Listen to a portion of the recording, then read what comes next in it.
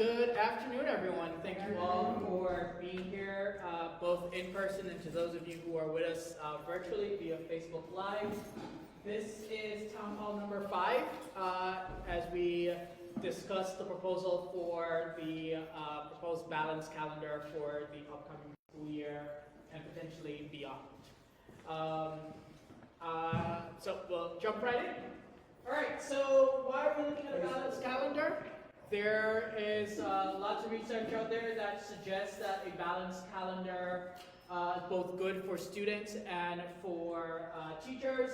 In particular for students, that it helps to combat summer learning loss and ensure that we can continue to provide service for students over the course of the year, which is important, especially for students who are historically marginalized.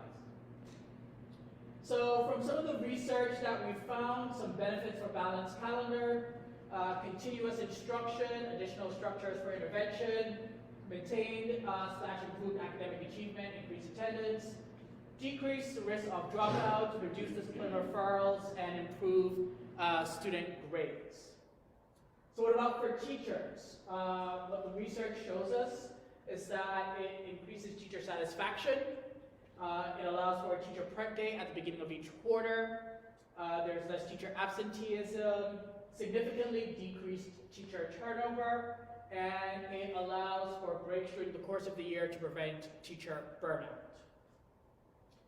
So, as with anytime there's anything new, and I know change is really hard for a lot of folks, and there's been a lot of change that I've thrown at folks over the course of this year already. But what I often remind folks is that we can't just continue to do things simply because that's how we've always done it, right? I think as I've talked to parents and students and staff and community stakeholders, we all recognize that there's a problem and or schools aren't producing the results that we'd like it to do for students, and that's the most important thing. So, if we can agree that there's a problem, we can agree that things aren't going the way that we'd like it, all I'm asking is that we just agree to try something different.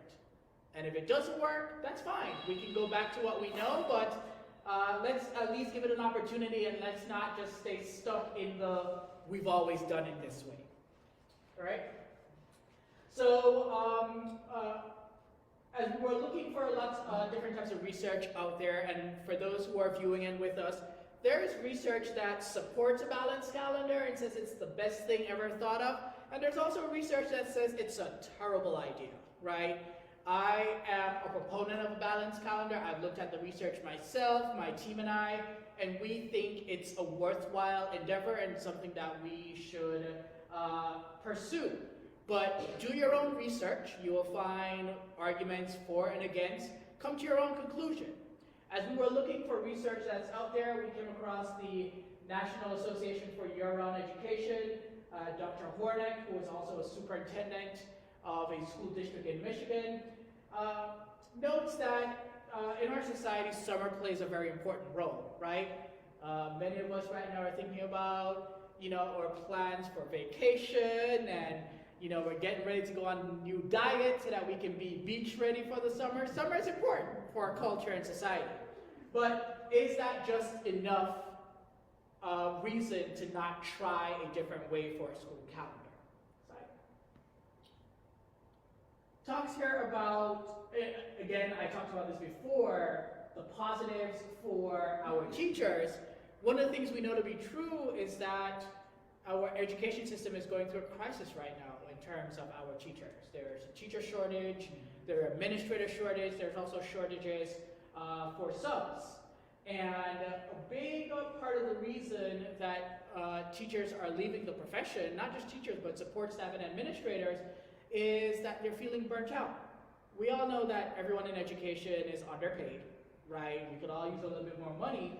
But when you look at the research in terms of why folks are leaving the profession, they do cite salary, but it's not number one as the reason. It's not even number 2 or number 3 more often than not. They cite being burnt out, their mental health, a lack of work-life balance, the challenges of the long day, things of that nature. And a balanced calendar, while it can also be good for students, again, It's good for teachers. And we want to try to support our teachers and staff because these are the folks that have to stand in front of your kiddos for 8 hours a day and provide them with the best possible education. And if there's something that we could explore to help keep them in the profession, help keep them satisfied, help with their work-life balance and their mental health, again, it's something that's worthwhile exploring. So a balance calendar is not a new concept. And if we were to do it here in the zone in South Bend, we would not be the first in Indiana or the only. These are just some of the districts in Indiana that currently use a balanced calendar. And what we try to do is to provide examples of different types of districts, large districts, small districts, rural districts, urban districts, suburban districts, and you'll see that the demographics of students in these districts vary. Some are very different from our demographics and some are similar. And so these are just some of the districts in the state of Indiana that use a balanced calendar. So what about nationally? Balanced calendar is also used nationally. As a starting point, what we found in our research is that balanced calendar is currently being implemented in 46 out of 50 states across the country. In South Carolina, 25% of all school districts use a balanced calendar. In Washington State, approximately 45 districts implement a balanced calendar, including Olympia School District. In Wake County Schools in North Carolina, that district has 198 schools, but 50 out of 100 of those 98 schools use a balanced calendar. In California, 15% of all schools statewide use a balanced calendar, and we have some examples of large urban districts such as Raleigh, North Carolina, Indianapolis, Las Vegas, Oklahoma City, that all use a balanced calendar, right? So there are multiple types of models for a balanced calendar. We found about 6 or 7 different models, and we kind of landed on a model that's called a 45-15 model. Essentially, it's 45 days in school, 15 days out, or 9 weeks in school, 3 weeks out, right? And so what would that look like? For us, it would mean that the first quarter would begin July 31st and on September 29th, and then we'd have a 3-week break from October 2nd through the 20th. Quarter 2 would be October 24th through December 22nd, followed by a 3-week break from December 25th through January 12th.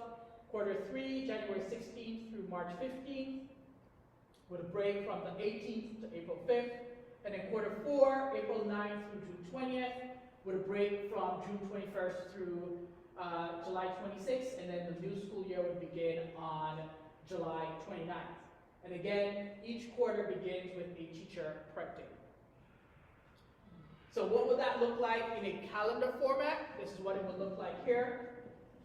But to make it even easier for you to potentially understand, here's what it would look like in comparison to the SBCSC calendar. So all of our breaks would overlap with the SBCSC break. So you'll see here, fall break for SBCSC, which is happening this week, falls within our 3-week break, right? Thanksgiving break here, we still have Thanksgiving break there. Winter break for SBCSC would start on the 27th and end on the 5th, falls within our 3-week winter break. Same thing for spring break, falls within our break, right? So all of the breaks overlap. So if you are a parent, you have your elementary school student here in Harrison, but you have your high school student at Washington, you can still go to Disney World with the whole family during winter break, right? Your elementary school kiddo is going to be out longer than your high school kiddo, but they will still overlap in terms of when they're out. And that's for all the breaks. And all the other holidays, MLK, Juneteenth, Memorial Day, Labor Day, we recognize all those holidays as well. So we're not taking away holidays, we're not adding days to the school year, it's still 180 days. All we've done is redistributed when we do the days. So it's still 180 days. If you are a teacher or support staff, your contract days are still the same number of days, we've just redistributed the number of days. Redistributed the days, but it's still the same number, 180 school days. All right? So what would happen during these 3-week breaks at the end of each quarter? Week 1, what we're proposing right now is that the buildings are closed. As I talked about before, teacher burnout is real, but it also happens for students. We all know at different times during the school year, everyone gets a little bit tired, discipline goes up, everyone's a little bit cranky, we see attendance issues, you know, and so what we want to do in that first week, everybody go home, rest, recharge. That's very important, right, for sustainability purposes. During week 2 and week 3, the building would be open. For students, in week 2, they would have 2 options, or not really 2 options. There would be 2 opportunities for students to be in the building during week 2. The first, for some students who need additional support, they would be required to come in. So right now, you guys, not you guys, or schools are going through a promotion in doubt process where we're identifying students who are not on track to get promoted to the next grade at the end of the school year. We want to start identifying those students in the first quarter and start intervening in the first quarter. So we're talking that bottom quartile of students is having them in the building alone for targeted, focused intervention during week 2. We're also looking to partner with external agencies, such as Boys and Girls Club, YMCA, Big Brother, Big Sister, what have you, to come into our schools and run day camps during week 2. And so if you are a family and you have concerns about childcare, that could be an opportunity for you to have childcare. So just as how we have Boys and Girls running after school in our buildings, and I think right now Boys and Girls might just be wrapping up at Harrison, we would look to see Boys and Girls can run day camps during these breaks, right? And so that would be optional childcare for families.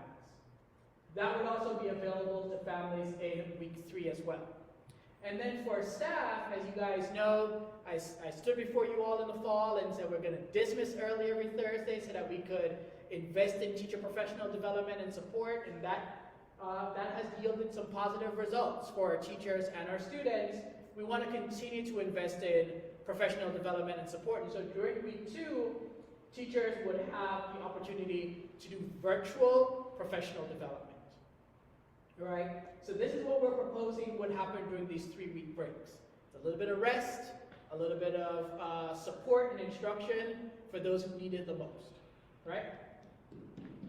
So as we think about next year, the school year would end on June 21st. Summer would be a total of 5 weeks. During summer, there'd be, again, that 1-week summer school for the bottom quartile students. And just as how we do every year, have summer camps would be available to everyone else for the full 5 weeks. Right? For our teachers, their last day for the school year would be the 21st. They go on summer vacation. We would have our new teachers come in for orientation just by themselves, and so that's whether you're new to teaching or new to the zone, would report on the 17th for a 3-day new teacher orientation. All other teachers and staff would report on the 22nd for week-long PD, and then the first day of school again would be the 29th. So, in the fall, when I stood before you all, I said, we are doing this quarter to reset, and here is why, and we didn't, right? And I angered a number of people. Why is this happening? We don't have enough input. We need more time to adjust. I get all of that, right? And while I don't regret that we had to make those choices, because ultimately it's benefited our schools and our students, that's not how I like to make decisions. I like to come up with ideas and then talk to a bunch of different people, get your input, and then find a consensus and move forward. We were in a state of emergency in the fall, and we didn't have the luxury to do that. We needed to make some quick decisions, and that's what we did. However, as we're planning for next year, we're going about it the way that I usually like to do things. So we have a proposal, we're meeting with staff, we're meeting with parents, we're meeting with all the stakeholders in this town hall meetings, and that's how we will come to a decision. So I'm doing the opposite of what I did in the fall. And again, while I don't regret having to make those decisions in the fall, I apologize that we didn't go about it the way that I normally would. So in this process, we're engaging all of our stakeholders. So we've engaged the SBCSC leadership, we've talked with our school leadership teams, we've met with the teachers union, we've met with our board, we've met with all of our staffs, we've sent letters home to family in both English and Spanish, we're doing town halls, we've started meeting with our contracted staff, and vendors, whether that's transportation or custodial staff or food services. We've started those conversations to get their feedback to see what opinions they would have on whether or not, how they feel about a balanced calendar. We've done bilingual town halls, and on social media. This presentation is posted on social media. We're streaming now live on social media, and so we're engaging folks along the way, right? So again, a decision has not been made. This is a proposal, right? And we have both a framework and a process for how we will get to a decision.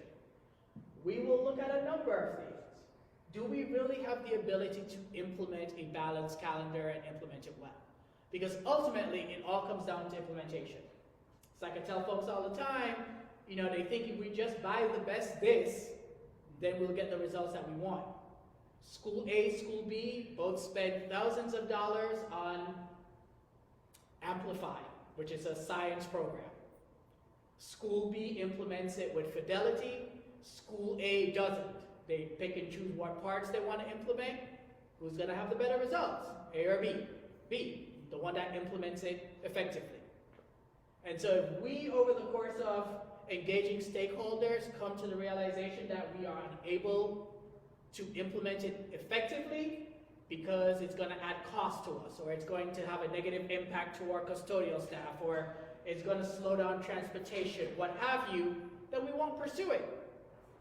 Because again, no matter how great it is, if you don't implement it well, you're not going to get the results that you want. So as a part of that decision-making framework, we're going to assess our ability to implement it with fidelity. And when we were doing our research, we found schools and school districts that implemented a balanced calendar and then switched back because they realized that they couldn't implement it well, right? We don't want to go down that road. We want to assess our ability to implement it well first before we even try. And that will be a part of the decision-making framework. And here, again, we have a process. So, some frequently asked questions. Has the zone decided to implement a balanced calendar? Again, no. This is a proposal. And I am an advocate for the proposal, otherwise I wouldn't be standing here. But there are lots of people who think it's a terrible idea too, and I get that. So what will happen is that at our April meeting, which I think right now is going to be the 24th or the 25th of April, I will make a recommendation to our board on what calendar we should adopt. And it's only going to be one of three choices. Choice one, board, I recommend that you approve this balanced calendar that you've seen here. Choice two, a revision of what you've seen here based on feedback that we've gotten from stakeholders. And folks who've already taken the survey have given us lots of great suggestions. There's some folks who say we should have the building open in week 1 and week 2 during the 3-week break and then close during week 3. We've had folks that say let's do 10 weeks in, 2 weeks out. We've gotten lots of different ideas from different folks on way to revise what we've proposed. That's option 2. Based on feedback, we present a revision to what we are proposing. Or option 3, let's just adopt the traditional SBCSC calendar. But it will only be one of those 3 recommendations that I take to the board. And before I go to the board and make a recommendation, I am going to share with everyone all the feedback that we get from the surveys. It's going to be unredacted. So every single person who says, I love it, or I hate it, or I'm open to it, I want to learn more, you're going to be able to see that feedback. So that way, when I make a recommendation to the board, you will know and will be able to see that the recommendation that I'm making to the board reflects the feedback that we get from stakeholders. So if you all see the survey data and everybody overwhelmingly hates it, and I go before the board and say, no, everybody loves it, let's adopt it as is, you guys are going to know two things. One, I disregarded the data, and two, don't trust me anymore. Right? Whatever I take to the board in recommendation will be grounded in the feedback. So we're not just doing this for the sake of doing it, and then I'm going to go behind closed doors and make the decision myself with my leadership team. That's not what's going to happen. All right? Second most frequently asked question, why do a balanced calendar? I went through that before. We have research that we found that's publicly available research, and all you have to do is Google, folks. You can look at some of the research that we've presented, but you can just Google. Is a balanced calendar in schools a good thing? Do balanced calendars work? Just Google. Those of you who don't like Google, Yahoo, AOL, Ask Jeeves, any search engine. Just type in, I took it a little bit back there, Ask Jeeves, that's really old. Any online search engine, just type in balanced calendar and you'll see research for and against. Read it, come to your own decision. All right? So again, we have found research that says a balanced calendar can be good for kids and for teachers. What would the year look like? Again, as a summary, 9 weeks in, 3 weeks out.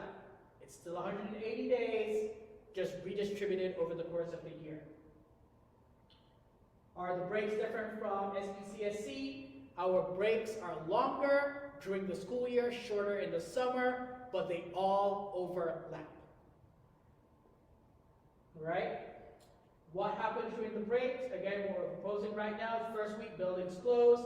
Second week, we have intervention for students who need it the most, as well as available day camps for folks who need childcare. Week 3, day camps for childcare. During summer, as opposed to your traditional 10 or 11 or 12 week summer break, it's now 5. We would still have summer school, and we would still have day camps for the summer. Another frequently asked question we get is, with the zone going into year 5 and it's supposed to end at the end of year 5, does it make sense to do a balanced calendar for 1 year? The answer to that is no, right? And so I am 99% confident that in April I will be able to share to everyone what the future of the zone will be. And when I do that in April, if I share that the zone will continue, then we will continue to pursue a balanced calendar. If my update to you is that the zone will not continue and we're going to go back to the district, then we will not pursue a balanced calendar. It would not make sense to make such a big change for just 1 year, right? So no vote on the calendar will happen before I update everyone on the future of the zone. And like I said, I am 99% certain that I'll be able to share that update in April before our board meeting on the 24th or the 25th. If you scan the QR code, go back one. If you scan the QR code, we have a frequently asked question document. It's about 3 or 4 pages. And so every town hall meeting that we've had, as people ask you questions, whether in person or online, we add the questions to the FAQ document as well as the answers to it. And we update it once a week on Wednesdays. So you can go online and see, there are probably questions that you all have right now that you're thinking that are probably already in that document. All right? So again, we want to hear from you. This is going to be a collective decision. You guys know where I stand. I'm in favor of it. But it's not my sole decision. Right? So I want to hear from you. Now, if I don't hear from you, and we go ahead and do it, you can't complain after the fact because you missed your opportunity to say something. All right? So you can go to this link to take the survey, or for those of you with smartphones, iPhones, I'm not sure about Droid phones, but no, I'm kidding. Any smartphone, you can scan the QR code and it takes you directly to the survey. Give your honest opinion. But also, if there are other things that you would like me to consider for next year, give those ideas as well. I've had parents say, Dr. Lewis, would you consider doing Saturday school for those kids who need additional help? I've had parents suggest things like, could you do a month-long kindergarten boot camp? Because kids are coming into kindergarten not fully prepared anymore. Because again, if you think about it, if you're a third grader this year, this is your first time in school if you're a third grader. Because you would have not been in school in your second grade year, your kindergarten year, or your first grade year because of the pandemic.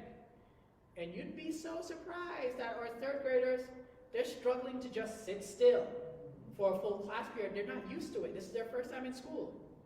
They're struggling with going to the restroom on their own, or tying shoelaces, following instruction. So there are lots of different things out there that people are suggesting, both parents and teachers and other stakeholders.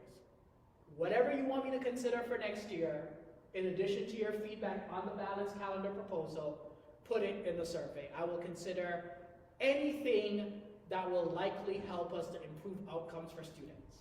It's not about me, it's not about you all as adults, it's not about the parents, it's about the kids. So if it could possibly be beneficial for kids, I will absolutely consider it. And I have to be able to afford it too. That's the only caveat. Can we afford it? All right? So that's it. That's the presentation. Right? It's the same consistent presentation I have done at every town hall meeting. So with that, I will take your question. I do want to note that our Navarre Lady Jaguars are in the finals of the championship basketball game. The game started about 30 minutes ago, and I do want to make it to Navarre to see them play. So hopefully there aren't too many questions, but I will stay here and answer as many questions as I need to, whether you're in person or with us virtually. So, any questions? You said custodians, we haven't had a meeting at all. So I know our Executive Director of Student Services is meeting with SSC tomorrow, she said. I'm sorry, Business Service, what did I say? Student Services, or Executive Director of Business Services, Ms. Rhonda Ross is meeting with the SSC team tomorrow, and she will get their feedback. I don't know if SSC leadership is how they're going to engage their employees. One of the things that we can do as well, in addition to talking to the SSC leadership, we will engage directly with the custodial staffs in the building as well. But that being said, I want to make sure that we follow their process in how they want us to communicate with their employees. Agreed. You have no disagreement from me. So I will suggest to Ms. Ross tomorrow that when she meets with the SSC leadership, that she ask them or suggest to them that as they give feedback in terms of the leadership perspective, that they reach out to the actual people on the ground in the building and get their feedback as well. All right? Thank you. Yes, absolutely. Any other questions or comments? Any questions or comments online? I would just note that for your friends and colleagues who are not on Facebook, recordings of this town hall are also on our website. So if you have people who want to see it and don't sign up for Facebook, which I totally understand, they can go to the zone's website, SBEZone.org, and there's a page dedicated to the balance calendar, and you can watch it there. Okay. So the recording of the town hall is available on our Facebook page, along with the presentation, along with the link to the survey, as well as the frequently asked questions doc. And again, if you go to our website, SBEZone.org, on the home page, there is a link at the top that will take you to a dedicated page that's all about the balanced calendar. Right? Yes? Yeah, I have a question. So with the balanced calendar, would Thursdays then still be a half day for students? Great question. Yes. So even in a balanced calendar, we would still continue to dismiss early on Thursdays. That's the proposal right now, but I've had a parent say, if I support the balanced calendar, I want you to go back to regular dismissal on Thursdays. Right? Parents trying to negotiate with me. Which is fine. Yeah, and it was, I took that suggestion. But the plan right now is that even with the balanced calendar, we would continue to have early dismissal on Thursdays. Again, one of the things we've seen in teacher surveys is, some positive feedback about professional development and the level of support that they're getting. And we've also seen, it's great when you do a PD session on Thursday and then you walk into that classroom the following Monday and you see the teacher doing something that they just learned the Thursday before, right? And we're seeing that in some places. So that's why the plan as of now would be to keep early dismissal on Thursday so that we can continue to do professional development each week. Dr. Lewis, when you repeat when the final decision will be made? A recommendation, not a decision. I will take a recommendation to our board at our April board meeting. Right now, I believe that board meeting is going to occur on Monday, April 24th. I think we have a backup date of the 25th, but I feel pretty confident it's going to be on the 24th. All of our board meetings are public meetings. Our board meetings are held at the School District Corporation, which is located at 215 South Dr. Martin Luther King Boulevard. It's on the 3rd floor in the boardroom. And we also stream our board meetings on Facebook as well. If you want to attend our March board meeting, that March board meeting is next Tuesday. It's at 6 p.m.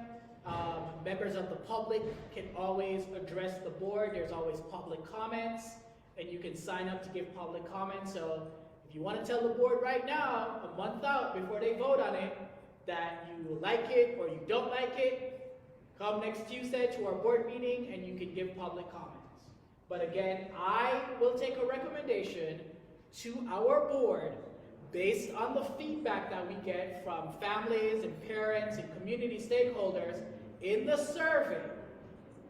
And I will take that recommendation to our board, and then the board will vote on that recommendation.